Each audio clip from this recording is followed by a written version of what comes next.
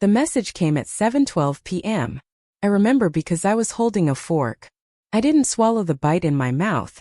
All my successful children are coming for dinner, except you. I read it twice.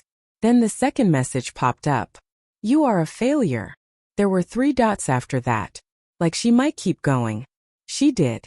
I calculated what I spent raising you. I expect you to pay me back. There was a number attached. It had commas in it. I actually zoomed in like maybe I'd misread a digit. I hadn't. My apartment was quiet. The refrigerator hummed. Someone upstairs laughed at something on TV. Normal Tuesday night sounds. And I was staring at a bill. From my mother. For existing. I don't even remember sitting down, but suddenly I was. My pasta went cold in front of me. My phone felt heavier than it should have. I kept waiting for another text that said just kidding. It didn't come. Instead, you've embarrassed this family long enough. My throat tightened in this small stupid way. Not dramatic. Just uncomfortable. Like when you're about to cry in public and you really don't want to. I didn't reply. I couldn't figure out which part to respond to. The failure part? The invoice? The dinner I wasn't invited to? I opened our family group chat instead. There were photos already. The dining table set perfectly. The good plates. The crystal glasses that only came out for celebrations. Caleb standing behind Mom, smiling in his pressed button down. Hannah holding a bottle of wine like she'd won something. The caption read, "Proud of my accomplished children." There was a heart emoji. I wasn't in the picture. I zoomed in anyway. Like maybe I was in the reflection of the window or something. Which is ridiculous. I know that. But humiliation does strange things to your brain. It makes you look for proof that you still exist. I clicked back to Mom's private message. Another one had come through. Let this motivate you. Motivate me. I actually laughed. It didn't sound like me. It sounded sharp. I don't think I'd ever felt so small and so angry at the same time. Mostly small. I set my phone face down on the table. Then flipped it back over. Then face down again. I thought about calling her. I thought about apologizing. For what? I'm still not sure. For not being Caleb. For not being Hannah. For not becoming something she could post about. My hands were shaking a little. Not violently. Just enough that I noticed. I walked to the bathroom and looked at myself in the mirror. I expected to see someone who looked like a failure. I just saw me. Messy bun. Old college sweatshirt. Tired eyes. 23 years old and apparently already a financial burden with accrued interest. I leaned against the sink and slid down to the floor. Not dramatically. Just slowly. Like my legs didn't want to hold me up anymore. That's when I started calculating. If I took on extra shifts. If I skipped groceries. If I maybe sold my car. The fact that my brain went there at all still makes my chest hurt. I actually considered paying her. Just to fix it. Just to be allowed back at the table. That's the part that embarrasses me most. Not the text. Not the number. But how quickly I tried to earn my place back. I don't know how long I sat there on the bathroom floor. 10 minutes? 30? My phone buzzed again. I froze. Another message. Different name this time. Grandma. Just 3 words. Are you okay? And that's when something shifted. Very slightly. Because I hadn't told her. Which meant someone else had. Or she'd noticed I wasn't at dinner. Or maybe she'd seen the same picture I had. I stared at her message for a long time. Then another one came through. Call me. I wiped my face even though I wasn't sure when I'd started crying. My finger hovered over her name. I didn't know yet that that call would change everything. I just knew I couldn't sit on the bathroom floor forever. So I stood up, took a breath, and pressed call. Before that night, I wouldn't have called my family cruel. That's the confusing part. We were polished. That's the word that fits best. My mom Linda cared a lot about presentation. The house always smelled like lemon cleaner. The throw pillows were never wrinkled. Christmas cards were coordinated outfits and professional lighting. From the outside, we looked like a family that had it together. And in a lot of ways we did. Caleb is 3 years older than me. He works in corporate finance. He uses words like portfolio and equity casually, even at dinner. Mom beams when he talks. She doesn't interrupt him. Hannah is 2 years younger. Law school. Debate team captain in high school. Scholarships.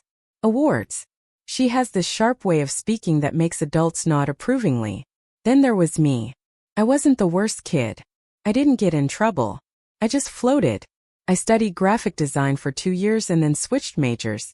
Then took a semester off. Then worked at a bookstore. Then moved into my own tiny apartment when I couldn't handle the comments anymore. Mom never yelled about it. That's important. She didn't scream. She didn't throw things. She'd just say small, clean sentences. I just expected more from you. Or, you have so much potential, Emma.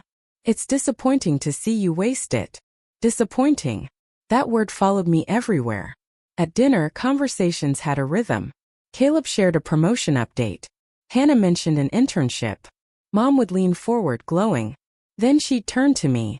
So, Emma, still at the bookstore? Still. I'd nod. Yeah, I actually like it. There'd be a pause. Not dramatic. Just a beat too long. Well, she'd say lightly, it's good to have hobbies. Hobbies. I was 23. Richard, my stepdad, would clear his throat sometimes. He's not a bad man. Quiet. Conflict avoidant. He reads the newspaper at the table like he's trying to hide behind it. Once, when Mom said something about me, finding direction eventually, he murmured, Emma's figuring things out. It was soft. Almost apologetic. Mom smiled at him. That's what I'm worried about. Everyone laughed a little. Including me. I don't know, maybe you've laughed at something that hurt because it was easier than explaining why it hurt that I became the easy one. The flexible one. The one who didn't need much. Caleb needed support for grad school. Hannah needed quiet space to study. I needed less. At least that's how it felt. Mom loved telling people we were a family of achievers. I remember once at a neighborhood barbecue someone asked what I did. Before I could answer, Mom said, she's exploring her options. Exploring. Like I was a gap year in human form. It wasn't always like that when we were little. When I was 8, Mom helped me build a cardboard castle for a school project. She stayed up past midnight painting tiny windows on it. She used to brush my hair before school and hum under her breath. So when did it shift? I replay that question a lot. Maybe it was when Caleb got into business school. Or when Hannah won her first big debate tournament. Or when I dropped my economics major and said I wanted to try something creative. Mom didn't yell that day either. She just folded her hands on the kitchen table and said, creativity doesn't pay bills, Emma. I said, it can. She looked at me like I'd said something childish. Not reliably. That word again. Reliable. Predictable. Structured. I was none of those things. I felt like a smudge on a clean page. And maybe I should have pushed back harder. Maybe I should have defended myself more. But it's hard to fight someone who isn't technically attacking you. There were no slam doors. Just comparisons. Subtle ones. Constant ones. I remember one Christmas when Mom gave Caleb a leather briefcase. Hannah got a designer planner. I got a self-help book. Find your path. She said it was thoughtful. I thanked her. Maybe I should have seen it coming. Maybe the dinner text wasn't sudden at all. Maybe it was just the first time she said it plainly. I moved out last year after a quiet argument about rent. Mom suggested that since I wasn't advancing, I could at least contribute more financially to the household. I packed my things that weekend. Not dramatically. Just quietly. Grandma Margaret hugged me at the door that day. She smelled like lavender and old books. She whispered, call me if you need anything. I thought she meant money. I didn't realize she meant something else. And now, sitting on my bathroom floor with a bill from my own childhood in my hands, I wondered if that was the moment everything had been heading toward. I don't know. Maybe I should have tried harder. Maybe I should have been different. Or maybe I was just never going to be the version of me my mom wanted.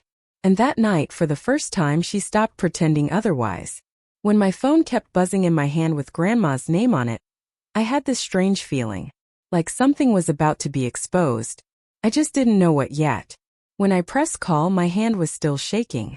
Grandma picked up on the second ring. Emma. Her voice wasn't dramatic. It wasn't panicked. Just steady.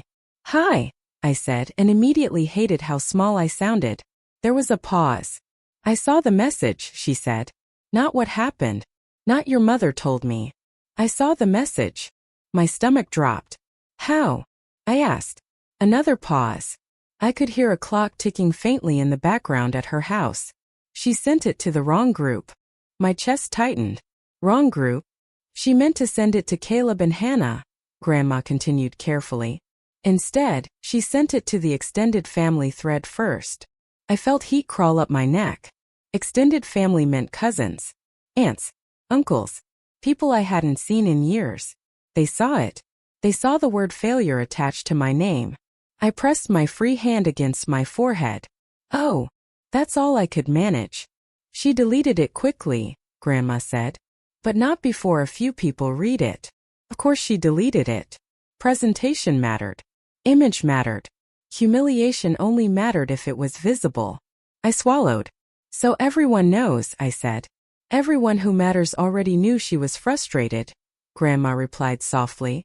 But this was different. Different. Yeah. I slid down against the wall again, though I was already standing. Did she tell you about the bill? I asked. There was a long silence on the other end. Yes. My throat tightened. She showed it to you? She mentioned it at dinner, Grandma said. She said she was setting boundaries. Boundaries. I actually let out a breath that sounded almost like a laugh. She read it out loud? I asked. She summarized.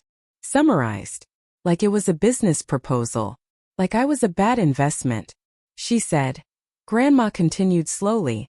That she needed you to understand the financial reality of your choices. My ears were ringing. I work full-time, I said, even though Grandma already knew that. I know. I pay my rent. I know. I've never asked her for money. I know, Emma. The way she said my name, it made something in my chest ache. I didn't know she felt this way, I whispered. Grandma didn't answer that directly. Instead she said, How did you feel when you read it? That question caught me off guard. I almost said fine. Almost. Embarrassed, I admitted. Like I shouldn't exist. The words sounded dramatic once they were out in the air. But they were true. Grandma inhaled slowly. She's angry, she said. But anger doesn't make her right. I stared at the peeling paint near the ceiling in my bathroom. She said all her successful children are coming to dinner. Except me. I heard. That hurt in a different way. Not just that she said it, but that other people heard it. She thinks I'm wasting my life, I said. Grandma didn't rush to disagree. And somehow that honesty felt better than false reassurance. She has a very narrow definition of success, she said finally. There was another small silence. Then she added, Your grandfather is upset. That surprised me. Grandpa George rarely got visibly upset about anything. He didn't say much at the table, she continued. But he left early. Left early. That was something. What did Caleb and Hannah say? I asked before I could stop myself. Grandma hesitated. Caleb said maybe some pressure would help you focus. That stung. And Hannah? She didn't say much. Which probably meant she agreed. Or didn't want to get involved. I nodded even though Grandma couldn't see me. Emma, she said gently. I need to ask you something. My stomach tightened again. Okay. Has your mother ever asked you to pay her back before? No, I said quickly. Never. She's hinted that I owe her more effort. More ambition. But not money. Grandma exhaled slowly. That number she calculated. Do you know how she came up with it? I thought about the screenshot. The neat columns. Tuition. Food. Clothing. Medical bills. Emotional strain had been listed as a category. With a dollar amount. She itemized everything, I said. Even birthday parties. There was another long silence. Then Grandma said something that made my stomach drop again. She asked your grandfather for copies of your childhood expense records last month. I blinked. What? She said she was organizing files. Files. Records. Last month. This wasn't a spontaneous outburst. It wasn't a heat-of-the-moment insult. She'd planned it. My head felt light. So she's been calculating this for weeks, I murmured. At least. A strange, cold feeling started spreading through me. Not panic. Not yet. Something else. Why now? Why this week? Grandma, I said slowly, did something happen? There was a pause. Then, she's hosting someone important tonight. My breath caught. Who? Another pause. The governor. And suddenly the dinner invitation, the exclusion, the timing. None of it felt random anymore. The governor? I repeated. It sounded ridiculous in my tiny bathroom. Yes, Grandma said quietly. Governor Daniel Harper. I sat down on the edge of the tub. Governor. At our house. The same house where I wasn't allowed to sit at the table. Why? I asked. Your mother has been networking for months, Grandma replied. She's hoping for an appointment. Some advisory position. Education reform. That tracked. Mom loved anything that came with a title. She wanted the family to look impressive tonight, Grandma added carefully. Impressive. My stomach twisted. So she uninvited the embarrassing one, I said. Grandma didn't answer. She didn't have to. She thinks I would have ruined it, I whispered. She thinks unpredictability ruins credibility, Grandma corrected gently. I stared at the floor tiles. Unpredictable. That's what I was. Not dangerous. Not irresponsible. Just not polished. Did she tell him about me? I asked. I don't believe so, Grandma said. But Emma, there's something else. My chest tightened again. What? She's been telling people you're struggling. I swallowed. I mean, I am. That's not what I mean. The way she said it made my skin prickle. She's implied that you're financially dependent. That you've made poor decisions. That you've needed help. I felt like the air had shifted. I've never asked her for money, I said again, softer this time. I know. Then why would she say that? Grandma's voice dropped slightly. To position herself as the long-suffering mother who sacrificed everything. There it was. Not just disappointment. A narrative. I pressed my palm against my chest. She told people I'm a burden, I said. She told people you're a challenge, Grandma replied. There's a difference in wording. Not in effect. I didn't realize I was crying again until I tasted salt. I thought back to the number she sent me. The bill. The itemized childhood. If she'd been telling people I depended on her. If she'd been framing herself as financially drained. Then that invoice wasn't just for me. It was proof. Proof that she had receipts. Literal receipts. Grandma, I said slowly. Did she show anyone the number? She mentioned it at dinner. In front of him? Yes. My stomach dropped so hard it almost hurt. She told the governor she calculated the cost of raising me? She framed it as a lesson in accountability. Accountability. I stared at the mirror across the room. My reflection looked pale. She humiliated me for networking, I said. Grandma didn't disagree. She believes discipline builds strength, she said. No, I whispered. She believes image builds power. There was a long silence between us. I tried to imagine it. The dining table. The good plates. Caleb speaking confidently about markets. Hannah discussing case law. Mom smiling. And somewhere in that conversation, my name. Attached to failure. Attached to a bill. I felt something inside me shrink. Not explode. Not burn. Just go quiet. I always thought humiliation would feel loud. It didn't. It felt cold. Like I'd stepped outside without a coat, and didn't notice the temperature until too late. I shouldn't care this much, I said weakly. You're allowed to care, Grandma replied. I'm 23. Why do I still need her approval? Grandma didn't answer that one, because I think she knew the answer. Because she probably needed it too once. I wiped my face with the sleeve of my sweatshirt. So what do? I asked. There it was. The question I'd been circling. Grandma inhaled slowly. That depends, she said. On what? On whether you want to keep auditioning for a seat at her table. That hit harder than the text. Auditioning. That's what it had felt like for years. Smiling at jokes that stung. Downplaying my own dreams so they sounded more practical. Explaining myself like I was defending a thesis.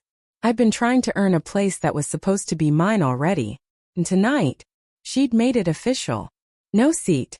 No invitation. No illusion. I thought about the governor sitting in that dining room, listening to my mother describe her accomplished children. 3 chairs filled. 1 missing. On purpose. She wanted me invisible. I said quietly. Grandma's voice softened. Emma, your grandfather would like to speak with you. That surprised me again. Now. Yes. I heard movement on her end, the faint scrape of a chair. A door closing. Then Grandpa's voice came on the line. Emma. He sounded calm, but there was something under it. A firmness I wasn't used to hearing. Hi, Grandpa. I have a question for you, he said. Okay. Do you want to stay small for her comfort? The words settled heavily in my chest, because I didn't have an answer yet. And for the first time all night, I realized I might not want one. Grandpa didn't raise his voice. He didn't rush me. He just let the question sit there. Do you want to stay small for her comfort? I stared at the crack in the bathroom tile while my brain tried to do what it always did. Soften it, minimize it, explain it away. She's just stressed, I almost said. She didn't mean it like that. But the image of that number on my phone kept flashing behind my eyes. Itemized childhood. Emotional strain. $18,000. I swallowed. No, I said finally. My voice sounded thin, but it was clear. There was a pause on the other end of the line. Good, Grandpa said. Just that. Good. No speech. No dramatic build-up.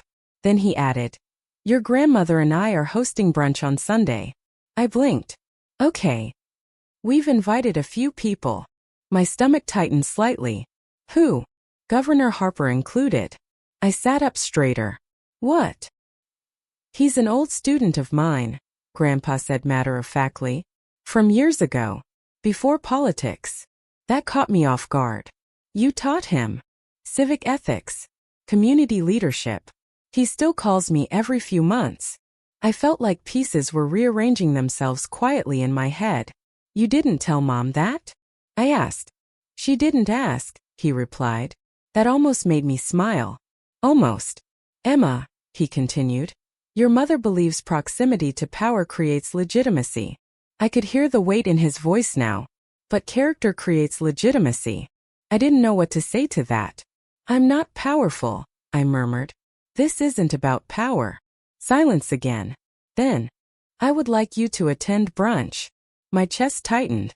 Why? Because you are my granddaughter. It was so simple it hurt. And because, he added, no one gets to invoice you for being born. Something inside me shifted. Not anger. Not adrenaline. Just alignment.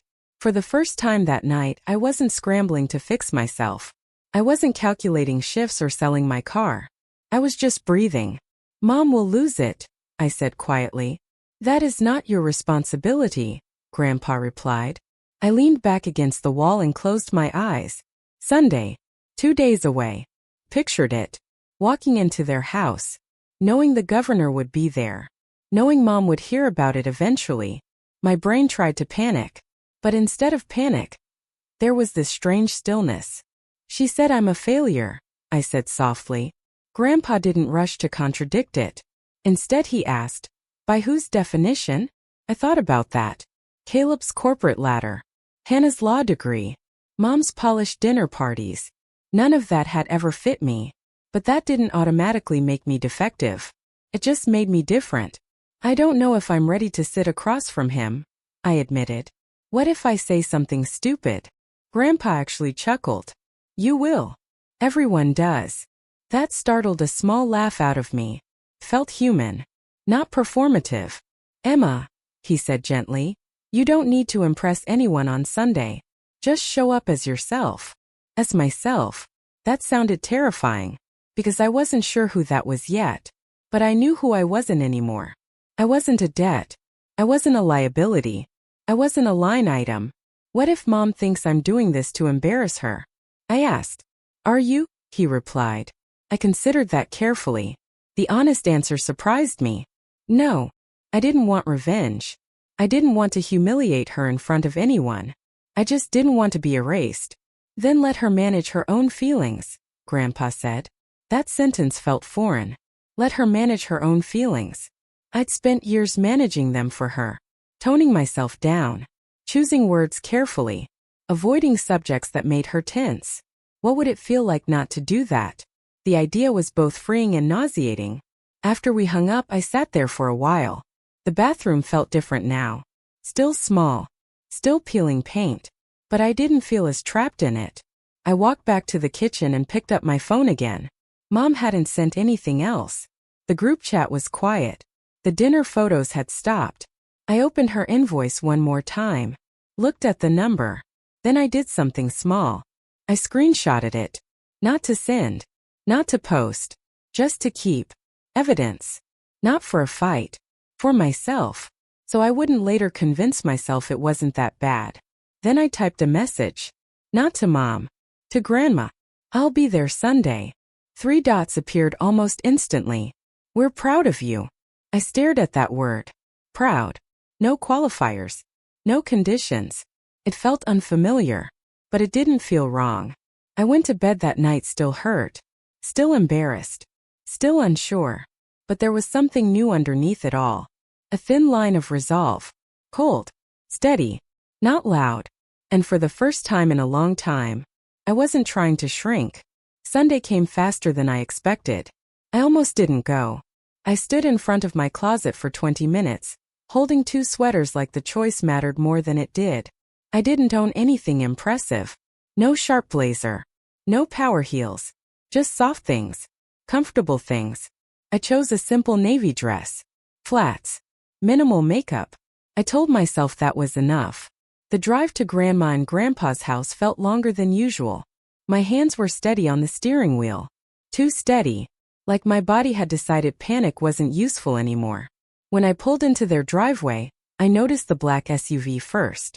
Then the second one behind it. Subtle. Official. My stomach dipped. I almost turned the car around. Maybe I shouldn't have done this. Maybe this was petty. Maybe Mom would see it as a stunt. I don't know. I still don't know. But I turned the engine off. And stepped out. Grandma opened the door before I could knock. She pulled me into a hug that lasted longer than usual. You look beautiful, she whispered. Not impressive. Not accomplished. Beautiful. Grandpa appeared behind her. He squeezed my shoulder. Then I heard a voice from the dining room. Is that Emma? Calm. Warm. Curious. Governor Daniel Harper stepped into view. He wasn't towering or intimidating. He looked normal. Suit jacket off. Sleeves rolled slightly. He walked toward me and extended his hand. I've heard about you, he said. My stomach flipped. I didn't know what version of me he'd heard about. I shook his hand anyway. Hopefully good things, I replied before I could overthink it. He smiled. Your grandfather speaks highly of your creativity. Creativity.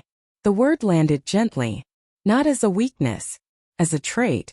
We sat down at the table. 4 of us. No crystal display. No performance. Just brunch. Eggs. Toast. Coffee. The conversation started easy. Community programs. Education gaps. Local art initiatives. I mostly listened.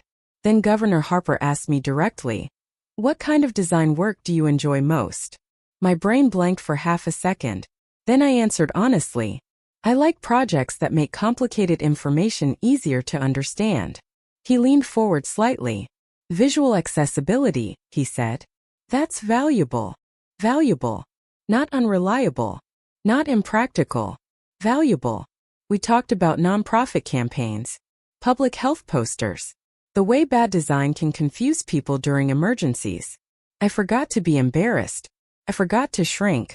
I just talked. At one point I laughed. Surprised me.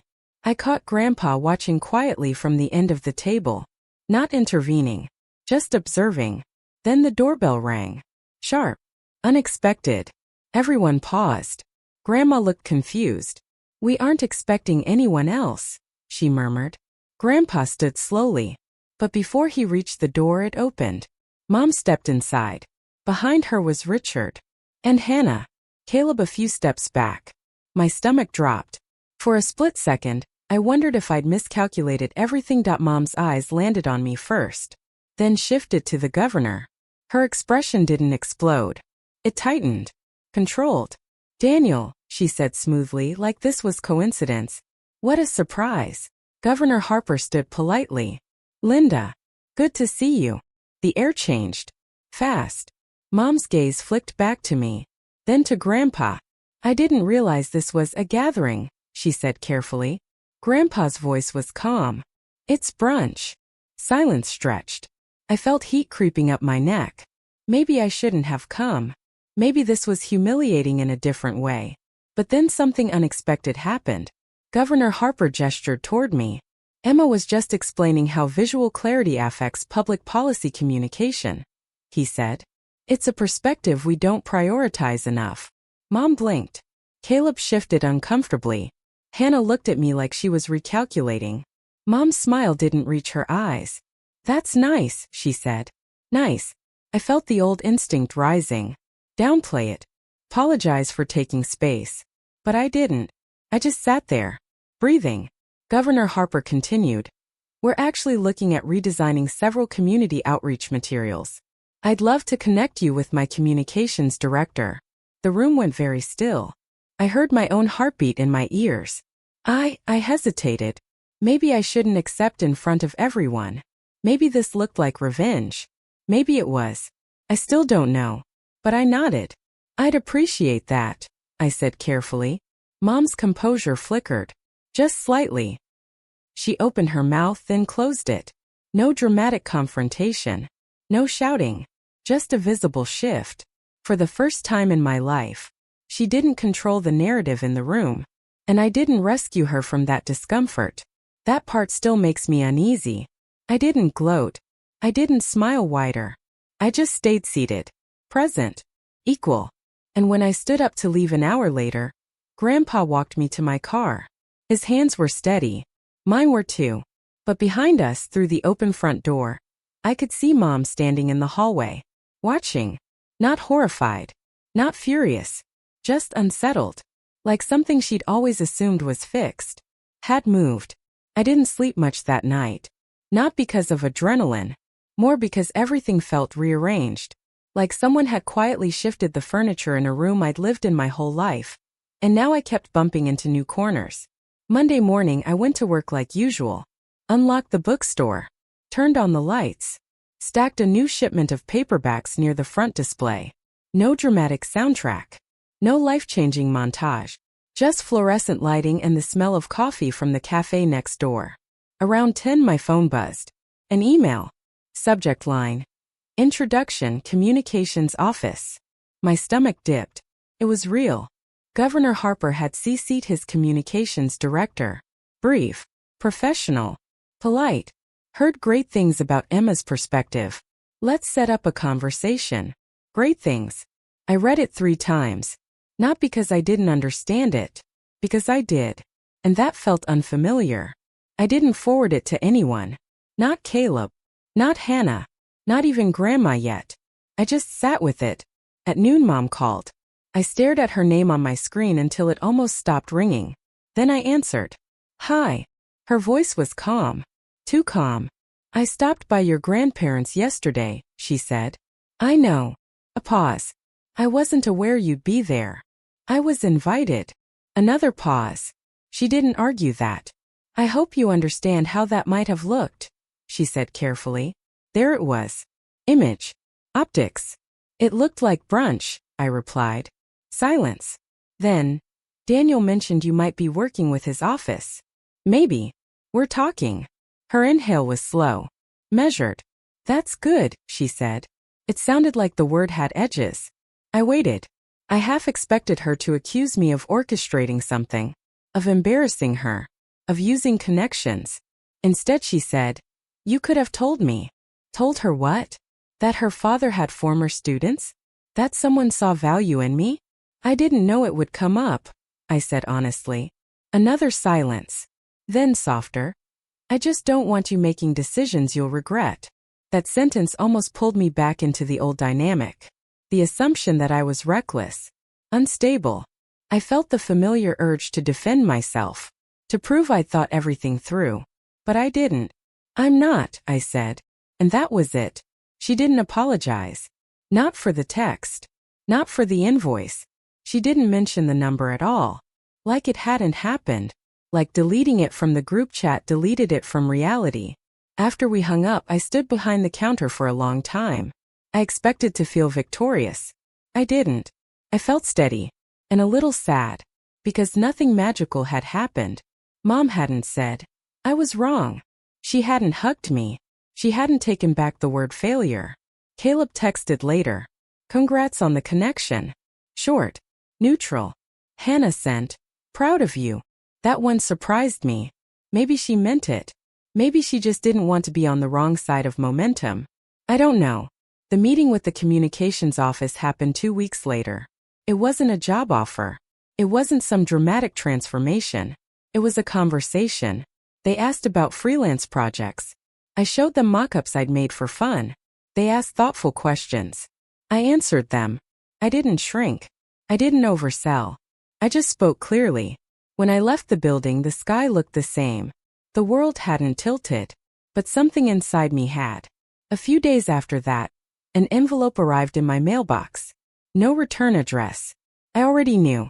Inside was a printed sheet. The invoice. Same number. No note. Just the total. I stared at it for a long time.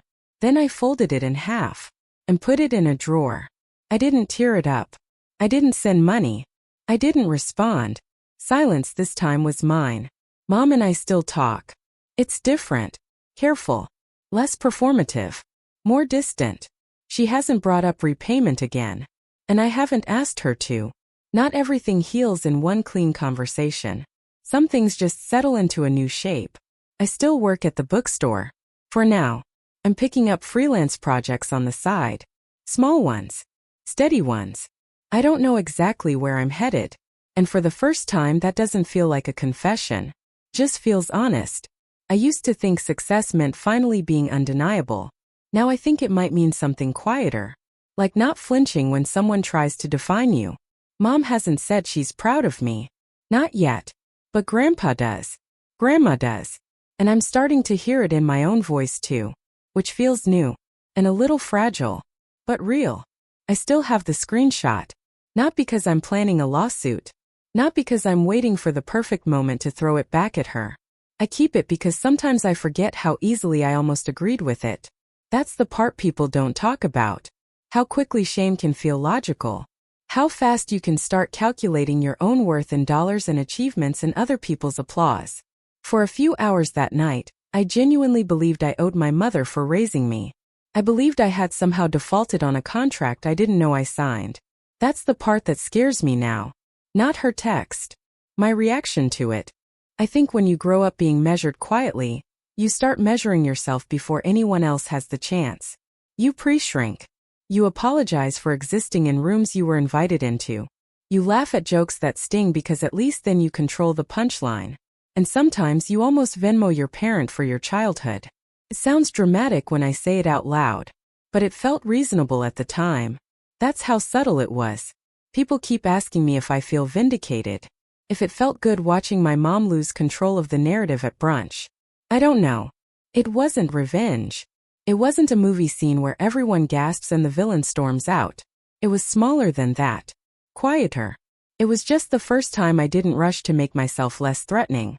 The first time I didn't apologize for being seen. And honestly, it was uncomfortable.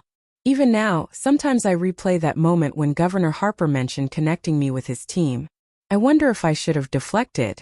If I should have said, "Oh, I'm not that qualified." Because that would have kept the peace. It would have protected her pride. But it would have cost me something again. And I'm starting to understand that protecting someone else's ego at the expense of your own growth isn't kindness. It's self-erasure. Mom and I are figuring it out. We don't talk about that night. Not directly. But the tone has changed. She asks more questions now. About projects. About ideas. Sometimes she still says things like, "Stability is important, Emma." And I say, I know. Because she's not wrong. She's just incomplete. I don't think she's a villain. I think she's afraid. Afraid that unpredictability equals danger. Afraid that if I don't follow a straight line, I'll fall off the map. But I'm learning that maps are drawn by people who only traveled certain roads. There are other ways to move forward. They just don't photograph as well. I still don't have everything figured out. Some months are tight. Some projects fall through. I still compare myself to Caleb sometimes. I still wonder if Hannah feels secretly superior. I'm not magically immune to insecurity now. Growth wasn't fireworks. It was a series of small decisions. Answer the call. Show up to brunch. Accept the introduction. Don't send the money. Don't argue. Don't shrink. That's it. Nothing cinematic. Just steady. If you're listening to this and you've ever felt like the unfinished one in your family, the outlier, the experiment, the quiet disappointment, I'm not going to tell you it gets easy. Doesn't. But I will say this. The moment you stop auditioning for love, something inside you stands up. Even if your voice shakes, even if you're not sure you're ready, let me ask you something. Have you ever mistaken someone else's expectations for your own failure? Because I did. And it almost cost me myself. I don't know exactly where my path leads yet, but it's mine. And no one gets to send me an invoice for walking it. So that's my story, folks. If it resonated with you, go ahead and hit that like button, subscribe to the channel, and tell me in the comments where you're listening from. I want to know how far Uncle Mickle's voice travels. You don't owe anyone repayment for becoming who you are.